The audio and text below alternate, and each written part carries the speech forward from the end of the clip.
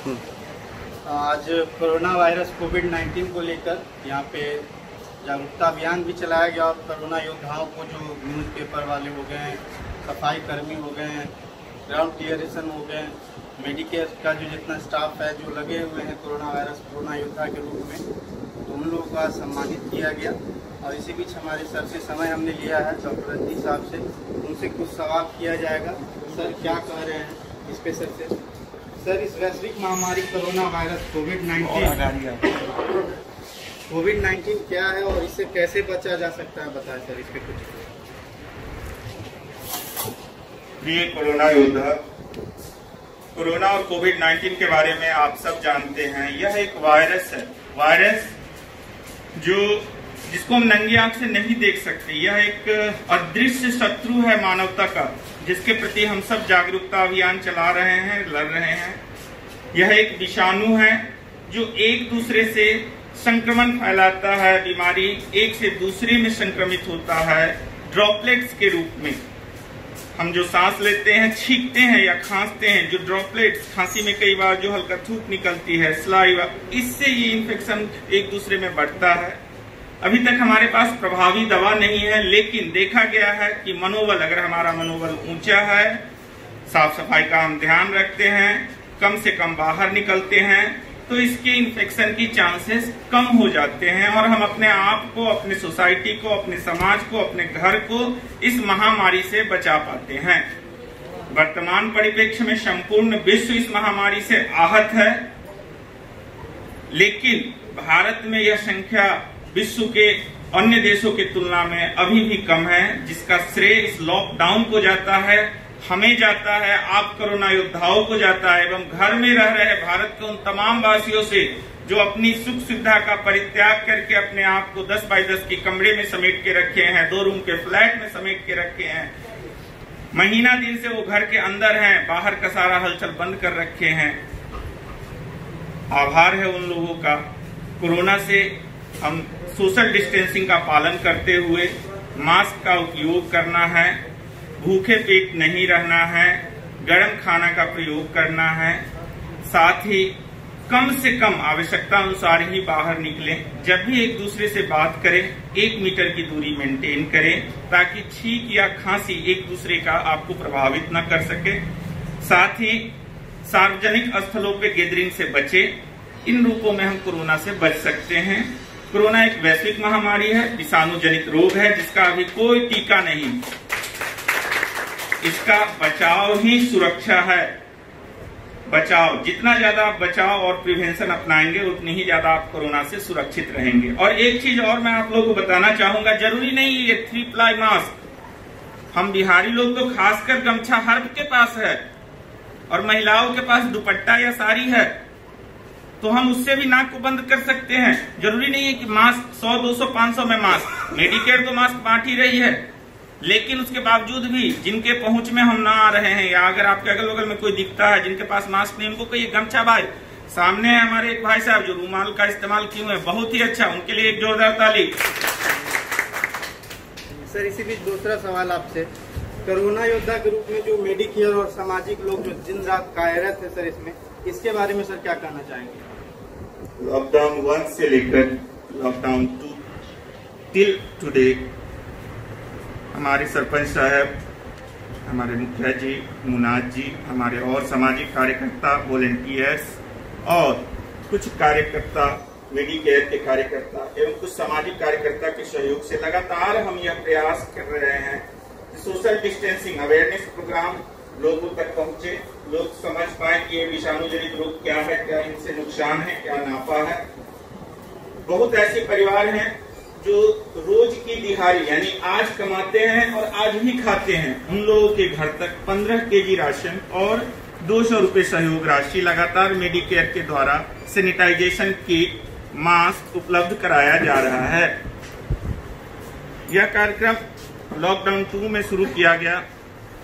इसमें खासकर हम अपने श्री सरपंच साहब, मुखिया जी, मुनाज जी, मेडिकेयर के जो कार्यकर्ता है, और उससे भी ज्यादा मैं थोड़ा इसमें एक आदमी का नाम लेना चाहूंगा जो हमारे भी प्रेरणा के स्रोत रहे हैं, वो है Rakesh ji, print and media के, आपके सामने मोबाइल पकड़े हुए हैं।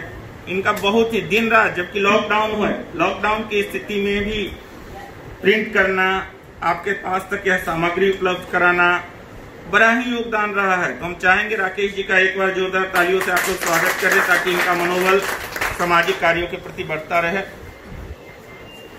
हमारा उद्देश्य है उन लोगों के घर तक राशन, सैनिटाइजेशन किट, मास्क,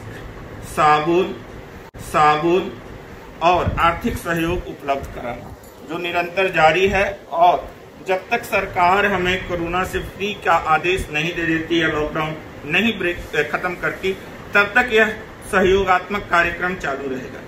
धन्यवाद सर। और लास्ट में आखिरी और एक उच्चतम सवाल है सर, जो समाज के उच्च वर्गीय और संपन्न लोग हैं सर, उन लोगों को क्या कहना चाहेंगे, उन लोगों को क्या संदेश देना चाहेंगे? मैं डॉक्टर रजनीश कुमार, सह संस्थापक Medicare unit of PR health care consultancy, समाज के तमाम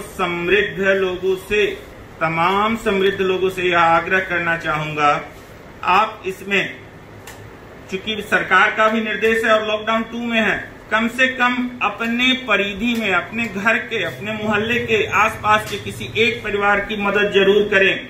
इस तरह हम एक चेन बना लेंगे। सरकार जो कार्यक्रम कर रही है सो कर रही है, लेकिन बस हमें, जैसे मेरा घर किसी मोहल्ले में है तो एक मोहल्ले में 50 घर है, 25 घर है, 10 घर है, हमें सिर्फ इतना करना है कि एक परिवार, एक समृद्ध परिवार सिर्फ एक लाभुक परिवारों का ध्यान ले ले, केवल एक उस परिवार को जो वास्तविकता में कोरोना के लॉकडाउन के कारण उनके पास खाने की, राशन की, दवा की व्यवस्था नहीं है, उनकी मदद करे। तो इस तरह हम 130 करोड़ भारतीय एक ऐसा चेन बना लेंगे जिसमें सरकार के साथ साथ सामाजिक पब्लिक पार्टनरशिप भी हो जाएगा और हम इस महामारी से और भूख से पार भी निकल जाएंगे। धन्यवाद सर, बहुत बहुत धन्यवाद। और इस बीच में एक बार सरपंच साहब का भी टाइम लेंगे हम। सरपंच साहब से कुछ सवालात है हमारे।